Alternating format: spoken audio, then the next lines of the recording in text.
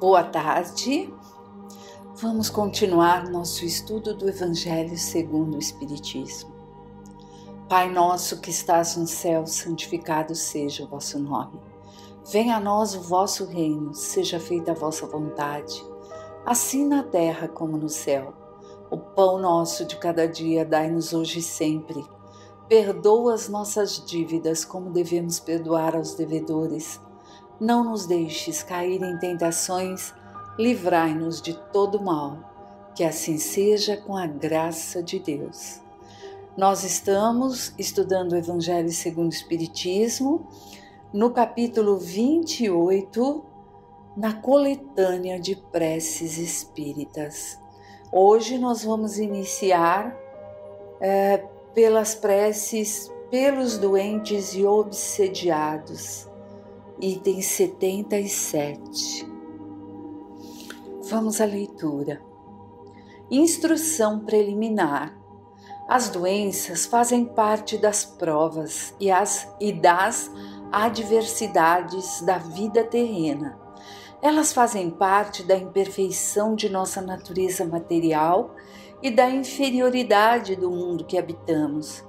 As paixões e os excessos de toda a ordem semeiam em nós os germes doentios, muitas vezes hereditários. Nos mundos mais avançados, física e moralmente, o organismo dos seres, mais puro e menos material, não está sujeito às mesmas enfermidades, e o corpo não é minado silenciosamente pelas paixões devastadoras. Veja nesta obra, no capítulo 3, item 9. É preciso, pois, se resignar em sofrer as consequências do meio em que nos coloca nossa inferioridade, até que tenhamos mérito para alcançar situação melhor. Isso não deve nos impedir de fazer o que depender de nós para melhorar nossa posição atual, mas se apesar de nossos esforços não pudermos fazê-lo, o Espiritismo nos ensina a suportar com resignação os nossos males da vida na Terra. Se Deus não quisesse que os sofrimentos corporais desaparecessem ou fossem suavizados em alguns casos, Ele não teria colocado à nossa disposição os meios de curá-los. Sua previdente bondade a esse respeito, em conformidade com o instinto de conservação, indica que é nosso dever procurar esses meios e aplicá-los. Ao lado da medicação comum, elaborada pela ciência, o magnetismo nos fez conhecer o poder da ação fluídica. Mais tarde, o Espiritismo veio nos revelar outra força poderosa na mediunidade curadora e a influência da prece. Veja adiante a notícia sobre a mediunidade curadora. Bom, meus amigos, aqui nós vamos estar vendo um pouquinho do que o Evangelho nos traz diante dessa situação que nos deixa tão fragilizado, né? Aqui no nosso mundo terreno ainda, que são as doenças. Quando nós passamos por essa dificuldade da doença, seja ela qual for, física, espiritual, psicológica, o quão difícil é. E a física, quando nós vemos nossos amados, pessoas amigas, filhos, parentes, situações assim, a gente fica fragilizado. Mas não podemos esquecer que as dificuldades fazem parte do nosso aprendizado. Se nós procurarmos olhar por esse lado, nós vamos conseguir passar pela situação da doença ou auxiliar quem está passando de uma forma mais coerente, mais digna aos aprendizados de Deus. E a doença, ela também faz parte da limpeza do nosso perispírito. Quantas vezes nós já vimos que por vezes na vida anterior, em outras passadas, nós fizemos algo que não era ali digno de ser feito, não era nada bom. E isso fica gravado ali no perispírito. E que isso depois reflete no corpo através de doença. Então, elas servem para depurar, para ir limpando e jogando fora isso que nós já carregamos por vezes de outros tempos, né? Às vezes falamos que é hereditário. E às vezes, para voltar para o caminho, é preciso passar por esses reveses da vida. Por vezes nós precisamos ser cutucados pela doença para que aprendamos a ver a vida de outra forma. Quantos não são os casos de pessoas que ficam com problemas sérios de saúde, acabam sendo internadas, passam pelo coma e voltam para a vida física terrena totalmente modificados, com outra visão de tudo. E quando eu estava estudando esse trecho do Evangelho, eu fui fazer umas pesquisas para ver o que falava mais sobre isso. E eu achei uma coisa tão interessante que eu vou contar para vocês. Porque se nós lembrarmos disso quando estivermos passando pela dificuldade da doença, nós vamos ver com os outros olhos.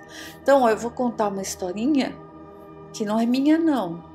É a historinha que eu vi numa palestra que eu assisti a respeito desse capítulo e que tem muito a ver conosco nas situações que vivemos no dia a dia e principalmente nas situações de doença.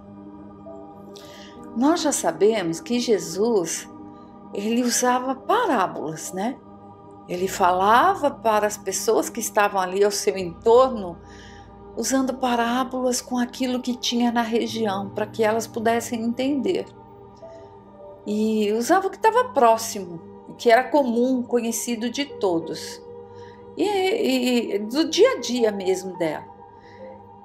E no pastoreio, uma das coisas que ele conta, né, que traz, é assim, no pastoreio, às vezes, o pastor tinha que cutucar a perninha da ovelha que queria fugir do bando, que queria ali se desvirtuar, para que ela tivesse o quê? Dificuldade em andar.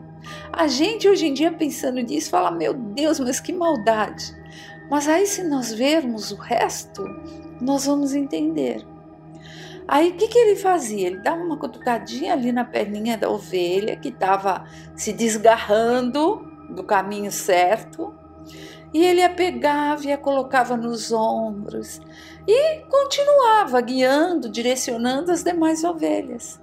E essa, que era uma ovelha mais difícil, estava ali em contato direto com ele e ouvindo a sua voz enquanto ele estava falando com o resto do bando.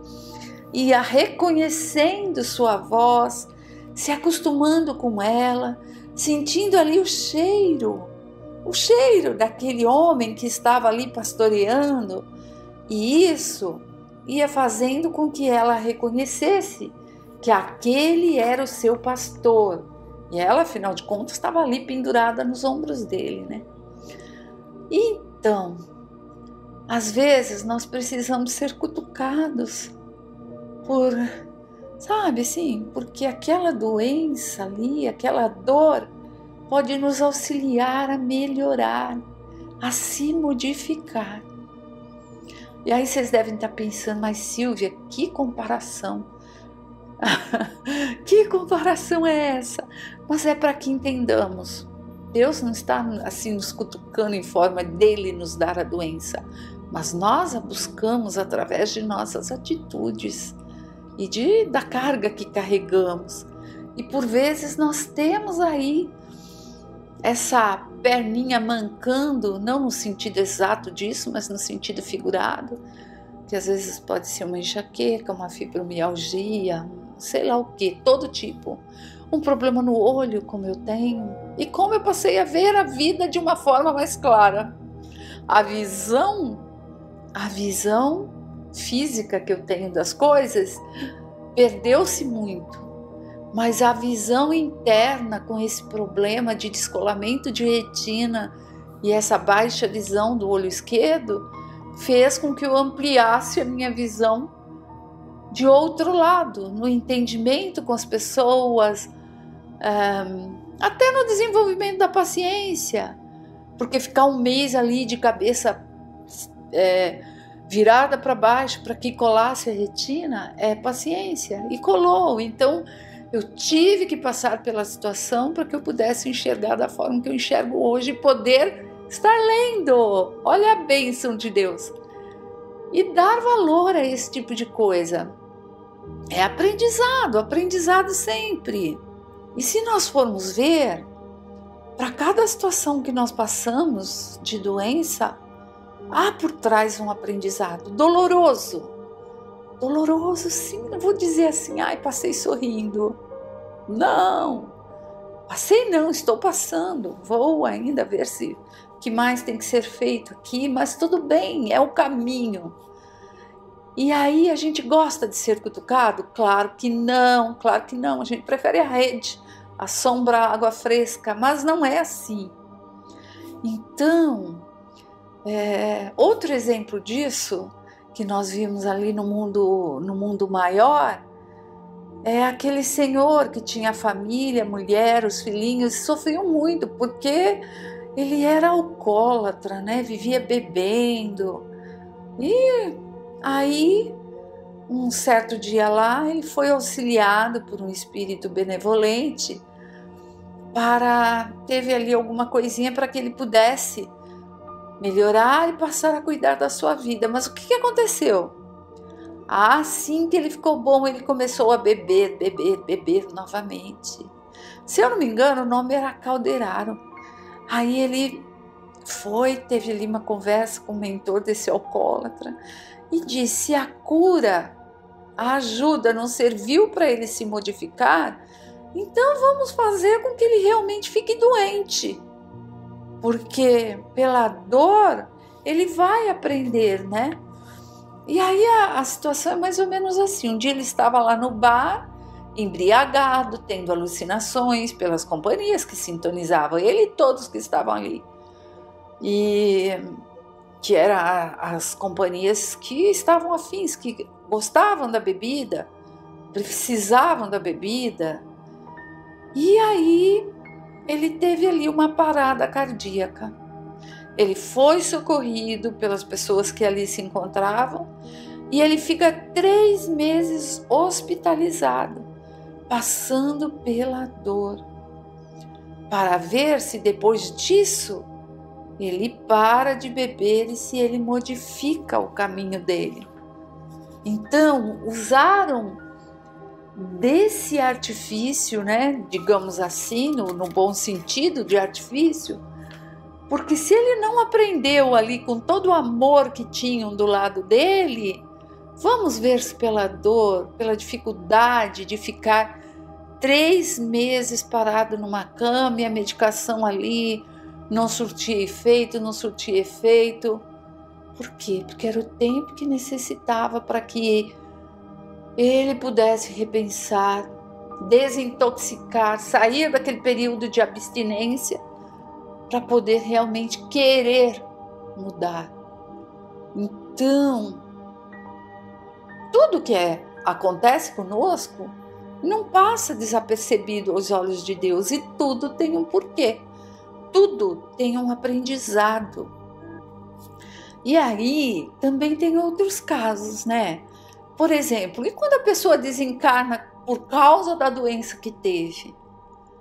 Então não adiantou de nada, ela passou pela doença, mas desencarnou, ela não conseguiu sanar aquela doença. Mas às vezes, o que acontece? Se dá esse desencarne por causa da doença, é porque aquela doença, se a pessoa soube passar com resignação por ela e acabou desencarnando, ela está ali limpando o perispírito para o desencarne. E aí o perispírito vai estar livre daquilo que ele causou, daquela daquela sujeira que existia lá atrás e que virou em alguma doença. E aí ele vai estar pronto para quando for a hora de um novo reencarne, né? O corpo pode ter trazido aquela marca, aquela doença que aflorou, passou pela doença com resignação. Isso é importante, resignar-se, ver ali o que pode se aprender com aquilo e não ficar resmungando. Fácil, não é. Eu estou falando aqui, mas vem aquela vozinha interna dizendo, explica que não é fácil. E não é fácil, porque a gente aprende com aquilo que está passando. E o perispírito aprende ali nessa situação, vai se limpando naquela situação de resignação e depois ele acaba estando limpo, acaba estando pronto para um reencarne sem aquela dificuldade. Já é um pontinho que foi sanado. Então vamos à prece para o doente orar. Senhor, sois todo justiça, a doença me aflige e eu devo merecer, visto que nunca há sofrimento sem causa. Entrego-me para minha cura a vossa infinita misericórdia. Se for de vossa vontade me restituir a saúde, que vosso santo nome seja abençoado. Se ao contrário ainda devo sofrer, que seja abençoado do mesmo modo. Submeto-me sem lamentar a vossas divinas leis, pois tudo o que fazeis tem apenas por objetivo o bem de vossas criaturas. Fazei, meu Deus, que esta doença seja para mim uma advertência salutar e me permita fazer uma análise sobre mim mesmo. Fazei que seja uma advertência e que eu possa me analisar. Aceito-a como uma expiação do passado e como uma prova para minha fé e minha submissão à vossa santa vontade. Prece para o doente, né? Pelo doente. Meu Deus, vossas vontades são impenetráveis e em vossa sabedoria entendestes que fosse atingido pela doença. Lançai, eu vos suplico, um olhar de compaixão sobre seus sofrimentos e dignai-vos a colocar fim a isso. Bons espíritos, ministros do Todo-Poderoso, reforçai, eu vos peço, meu desejo de aliviá-lo. Dirigi meu pensamento a fim de que vá derramar um bálsamo salutar sobre seu corpo e a consolação de sua alma. Inspirai-lhe a paciência e submissão à vontade de Deus. Dai-lhe a força para suportar suas dores com resignação cristã, a fim de que não perca o fruto de vossa prova. A fim de que não perca o fruto de vossa prova. Aqui nessa prece nós vemos que devemos sim fazer prece por quem passa pela dificuldade, pela dor da doença. Devemos, pois que é um gesto cristão de se pedir o bem àquele que está ali em dificuldade. Nós temos que mandar força a esse doente e pedir para que aconteça a vontade de Deus. Pedir para que a pessoa aprenda com aquilo com que está passando. Então, devemos, não é? Então, fulano está passando por isso, é uma prova que tem que passar, ué. Deixa que passe. Não. Isso, além de não ser caridade cristã, é ao contrário, é desejar involuntariamente o mal, quer dizer, está passando, que continue assim. Isso não é digno de ser chamado de cristão quem pensa assim. É orar, conversar com Deus, com os espíritos benfeitores e pedir o auxílio para que dê força àquela pessoa que esteja passando pela situação. Ou a nós próprios, dê-me, Pai, a força e o conhecimento e o discernimento para passar por essa prova, sabendo utilizar-me disso para o meu adiantamento, para a minha reforma interior. Vamos a outra prece, que tem mais uma prece aqui para o médium curador. Meu Deus, se vos dignar de servir-vos de mim, mesmo indigno como sou, posso curar este sofrimento se essa é a vossa vontade, pois tenho fé em vós, mas sem vós não sou nada.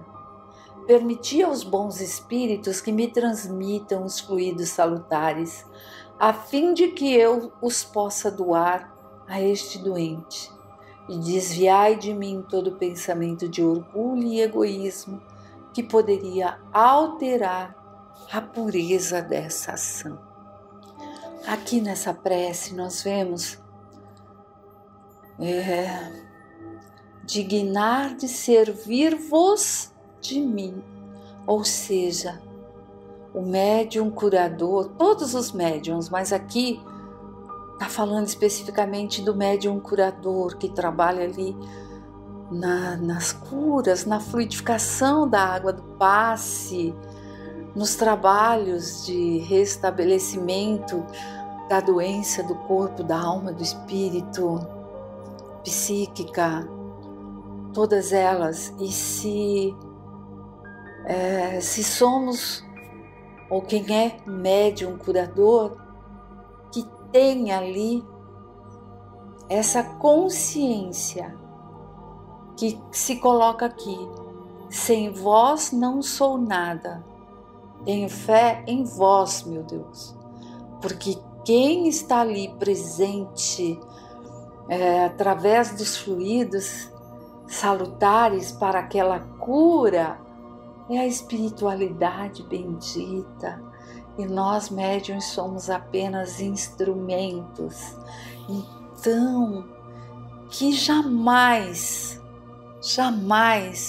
o orgulho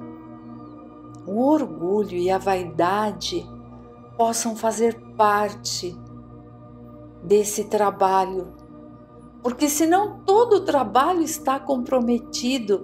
Nós já sabemos que os trabalhos das casas espíritas sérias, tem ali, primeiro que não para, a espiritualidade está ali em trabalho sempre, e que no trabalho de cura, toda a asepsia anterior das portas se abrirem aos encarnados, que o médium de cura tem que estar ali naquele dia, programado em pensamento, ter bons pensamentos, evitar discussões, tem tudo isso.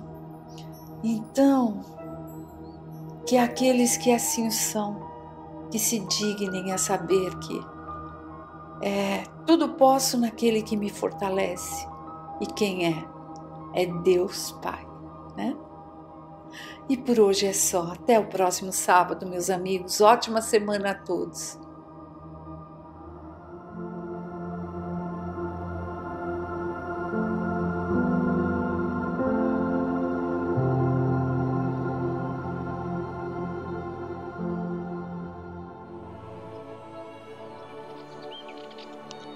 Boa tarde. Vamos retomar o estudo do Livro dos Espíritos, codificado por Allan Kardec. Estamos no livro 2º, capítulo 6, Vida Espírita, item 1, Espíritos Errantes. 233. A alma se reencarna imediatamente após a separação do corpo?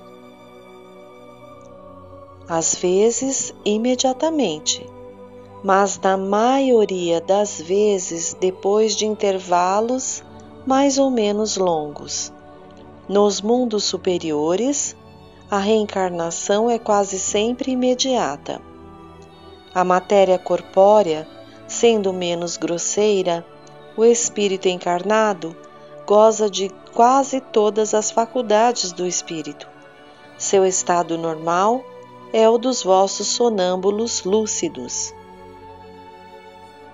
224. O que é a alma nos intervalos das encarnações? Espírito errante, que aspira a um novo destino e o espera.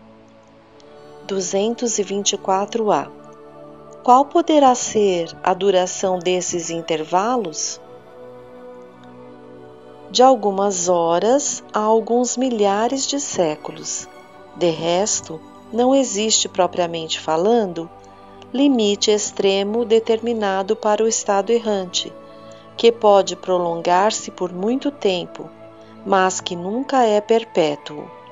O espírito tem sempre a oportunidade, cedo ou tarde, de recomeçar uma existência que sirva à purificação das anteriores.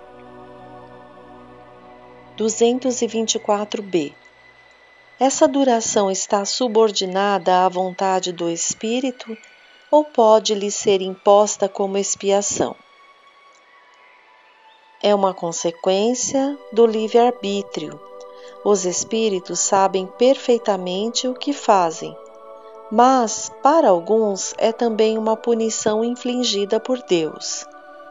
Outros pedem o seu prolongamento para prosseguir estudos que não podem ser feitos com proveito, a não ser no estado de espírito. 225. A erraticidade é, por si mesma, um sinal de inferioridade entre os espíritos? Não, pois há espíritos errantes de todos os graus. A encarnação é um estado transitório, já o dissemos. No seu estado normal, o espírito é livre da matéria. 226. Pode-se dizer que todos os espíritos são encarnados? Pode-se dizer que todos os espíritos não encarnados são errantes? Os que devem reencarnar-se, sim. Mas os espíritos puros que chegam à perfeição não são errantes. Seu estado é definitivo. Nota de Allan Kardec. No tocante às suas qualidades íntimas, os espíritos pertencem a diferentes ordens ou graus, pelos quais passam sucessivamente, à medida que se purificam. No tocante ao estado, podem ser encarnados, que quer dizer ligados a um corpo, errantes ou desligados do corpo material e esperando uma nova encarnação para se melhorarem. Espíritos puros ou perfeitos e não tendo mais necessidade da encarnação. 227. De que maneira se instruem os espíritos errantes, pois certamente não o fazem da mesma maneira que nós? Estudam o seu passado e procuram o meio de se elevarem. Veem, observam o que se passa nos lugares que percorrem. Escutam os discursos dos homens esclarecidos e os conselhos dos espíritos mais elevados que eles, e isso lhes proporciona ideias que não possuíam. 228. Os espíritos conservam algumas das paixões humanas? Os espíritos elevados, ao perderem o seu invólucro, deixam as más paixões e só guardam as do bem. Mas os espíritos inferiores as conservam, pois de outra maneira pertenceriam à primeira ordem. 229.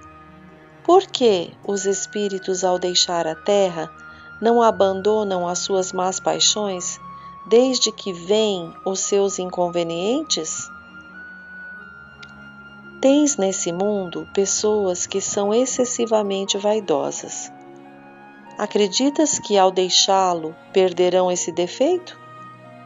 Após a partida da terra, sobretudo para aqueles que tiveram paixões bem vivas, resta uma espécie de atmosfera que os envolve, guardando todas essas coisas más, pois o espírito não está inteiramente desprendido.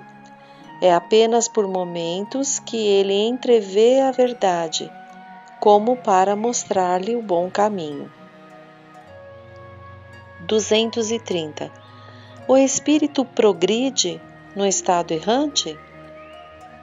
Pode melhorar-se bastante, sempre de acordo com a sua vontade e o seu desejo, mas é na existência corpórea que ele põe em prática as novas ideias adquiridas.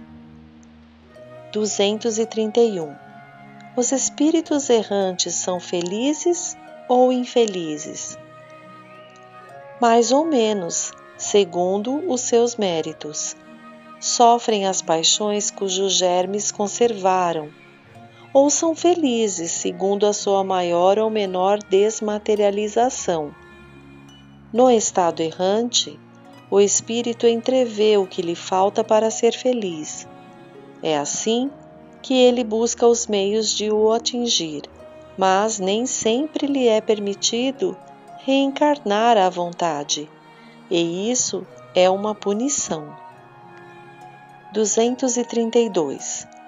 No estado errante, os espíritos podem ir a todos os mundos? Conforme.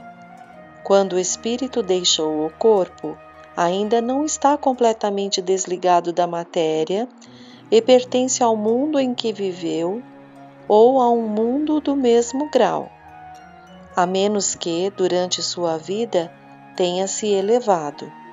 Esse é o objetivo a que deve voltar-se, pois sem isso jamais se aperfeiçoaria. Ele pode, entretanto, ir a alguns mundos superiores, passando por eles como estrangeiro. Nada mais faz do que os entrever, e é isso que lhe dá o desejo de se melhorar para ser digno da felicidade que neles se desfruta e poder habitá-los. 233. Os espíritos já purificados vêm aos mundos inferiores? Vêm frequentemente a fim de os ajudar a progredir. Sem isso, esses mundos estariam entregues a si mesmos e sem guias para os orientar. Então, esse primeiro item, espíritos errantes, Kardec nos elucida sobre o estado de um espírito que está entre uma e outra encarnação. Então, como fomos criados simples e ignorantes, vamos progredir, podemos aprender no plano espiritual, mas só vamos progredir passando por provas no corpo físico. E ao encarnarmos, passamos pelas experiências e ao desencarnarmos, ficamos nesse estado errante, ou seja, na erraticidade, aguardando nova oportunidade de encarnação. Então, esse estado errante dos espíritos significa os espíritos que estão na erraticidade, aguardando a próxima reencarnação. Espíritos que ainda estão em processo evolutivo. Aqueles espíritos que já chegaram à perfeição, espíritos puros, não precisam mais reencarnar para passar por provas. Quando eles estão no plano espiritual, eles não ficam nesse estado errante, aguardando o reencarne para continuar o progresso, porque eles já progrediram. Eles ficam em outra situação, auxiliando a Deus no universo como um todo, não é? Mas não tem mais a necessidade de encarnações para progredir. Então, fica bem claro aqui para nós, né? Nós, por exemplo, quando desencarnarmos, vamos voltar para a erraticidade, estar na erraticidade aguardando provavelmente outra encarnação. Vamos ao item 2, mundos transitórios. 234. Existem, como foi dito, mundos que servem de estações ou de lugares de repouso aos espíritos errantes? Sim, há mundos particularmente destinados aos seres errantes, mundos que eles podem habitar temporariamente, espécie de acampamentos, de lugares em que possam repousar de erraticidades muito longas, que são sempre um pouco penosas. Suas são posições intermediárias entre os outros mundos, graduados de acordo com a natureza dos espíritos que podem atingi-los e que neles gozam de maior ou menor bem-estar.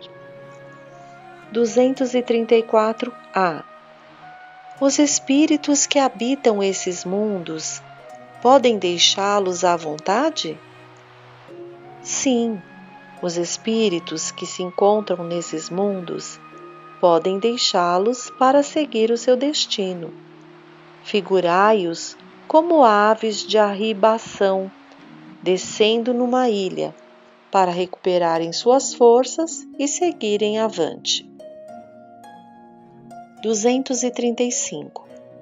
Os espíritos progridem durante essas estações nos mundos transitórios? Certamente, os que assim se reúnem têm o fito de se instruírem e poder mais facilmente obter a permissão de ir a lugares melhores até chegar à posição dos eleitos. 236. Os mundos transitórios são, por sua natureza especial, perpetuamente destinados aos espíritos errantes? Não, sua posição é apenas temporária. 236-A. São eles, ao mesmo tempo, habitados por seres corpóreos? Não, sua superfície é estéril. Os que os habitam não precisam de nada. 236-B. Essa esterilidade é permanente e se liga à sua natureza especial? Não, são estéreis transitoriamente. 236-C. Nesses mundos, melhor dizendo, esses mundos seriam então desprovidos de belezas naturais? A beleza se traduz, a natureza se traduz pela beleza da imensidade, que não são menos admiráveis do que as que chamais belezas naturais. 236-D. Sendo transitório o estado desses mundos, a Terra terá um dia de estar entre eles? Já esteve. 236-E. Em que época? Durante a sua formação. Nota de Allan Kardec. Nada existe de inútil na natureza. Cada coisa tem a sua finalidade e sua destinação. Nada é vazio, tudo é habitado. A vida se expande por toda parte. Assim, durante a longa série de séculos que se escoou antes da aparição do homem sobre a Terra, durante os lentos períodos de transição, atestados pelas camadas geológicas, antes mesmo da formação dos primeiros seres orgânicos sobre essa massa informe, nesse árido caos em que os elementos se confundiam, não havia ausência de vida.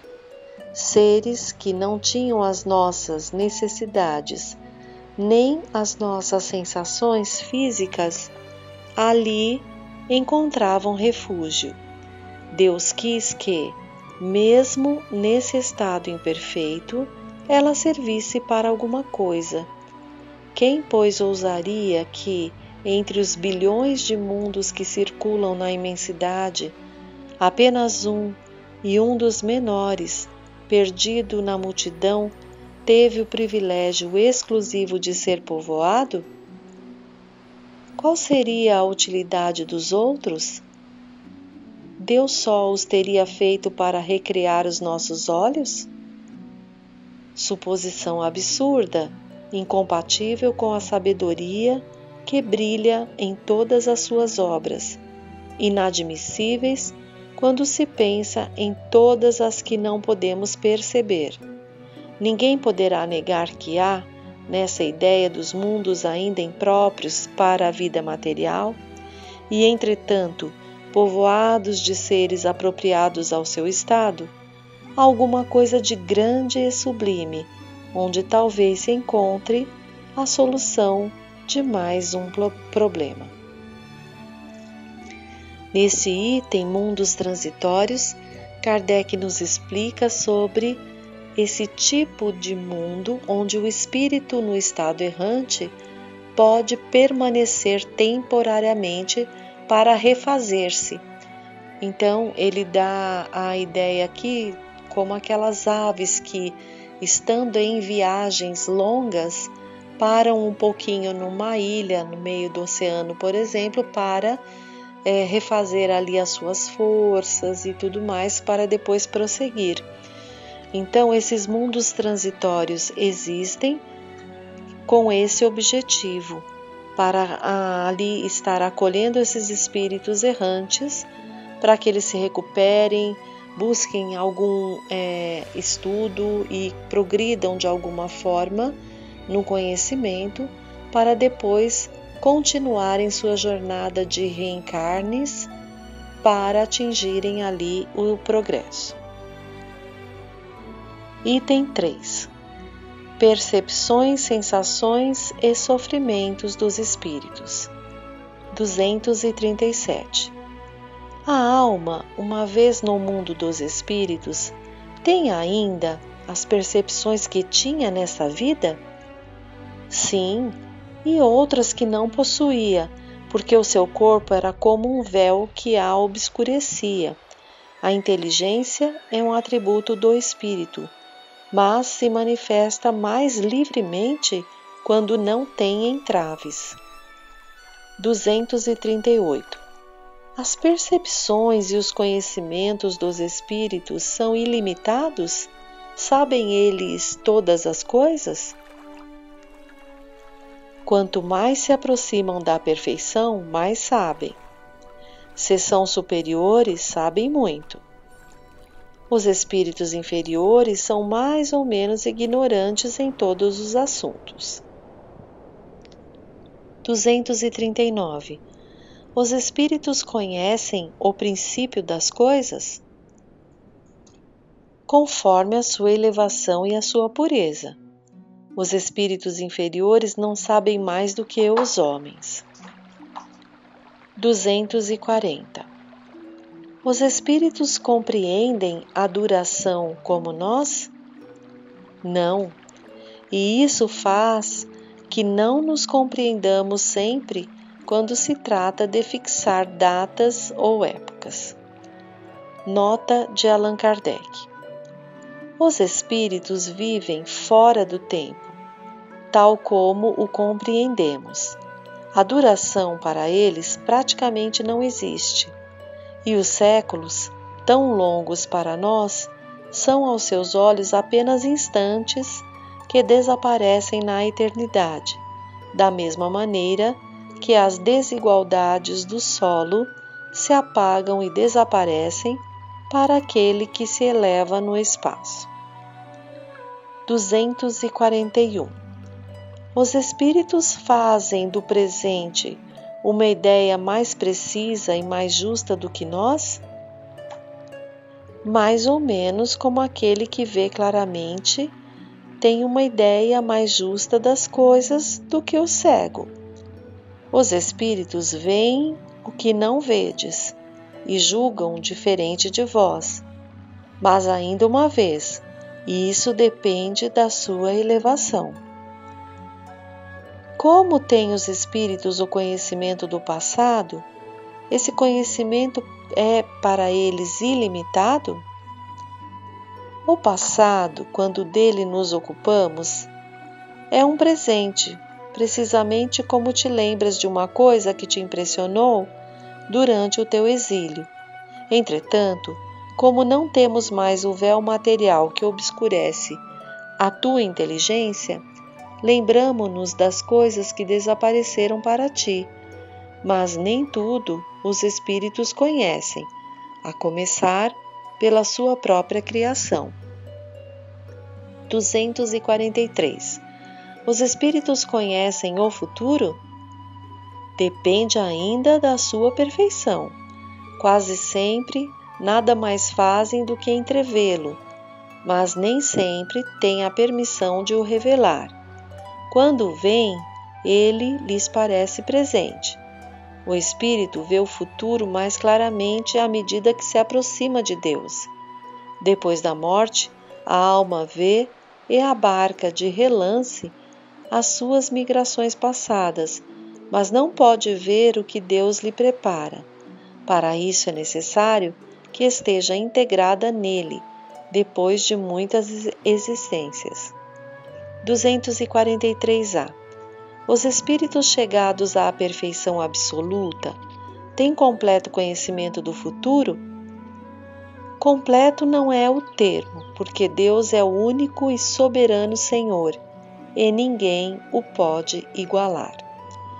Bom, esse item percepções, sensações e sofrimentos dos espíritos não finaliza aqui, porém o nosso tempo está já um pouquinho avançado e nós vamos finalizar então nesta última pergunta 243A. Até aqui, Kardec, através da resposta da espiritualidade superior, nos elucida sobre como é a sensação dos espíritos após o desencarne, que percepções que o espírito leva. E aí vai deixando claro que quando a gente se desliga do corpo físico através do desencarne, não temos mais o entrave da matéria grosseira. Então a percepção se expande, se amplia, mas essa ampliação também depende da evolução do espírito, né? Quanto mais desmaterializado, mais fácil para o espírito perceber muito mais o plano espiritual, passado, a sua condição e até entrever o futuro. Agora, dependendo da inferioridade do espírito, ele não tem toda essa capacidade. Mas sempre que o espírito encarnado, se liberta do corpo físico, via de regra sua percepção se amplia por conta de não ter mais o entrave material grosseiro. Por enquanto nós vamos parar aqui e depois continuaremos no próximo encontro. Vamos sempre ser gratos a Deus, a Jesus, ao Frei Fabiano de Cristo, pela oportunidade do estudo que esta casa nos oferece e pedimos humildemente que nos fortaleça a fé e o entendimento para o conhecimento de nós mesmos e do nosso maior objetivo.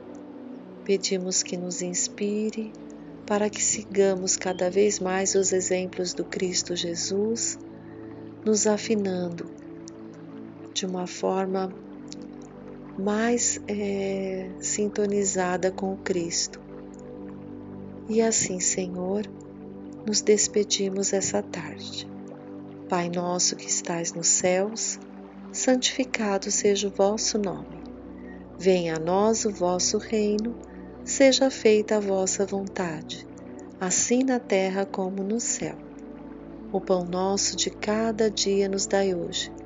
Perdoai as nossas ofensas, assim como devemos perdoar aos nossos irmãos. E não nos deixes cair em tentações, livrando-nos sempre de todo o mal. Boa tarde, companheiros, e até a próxima.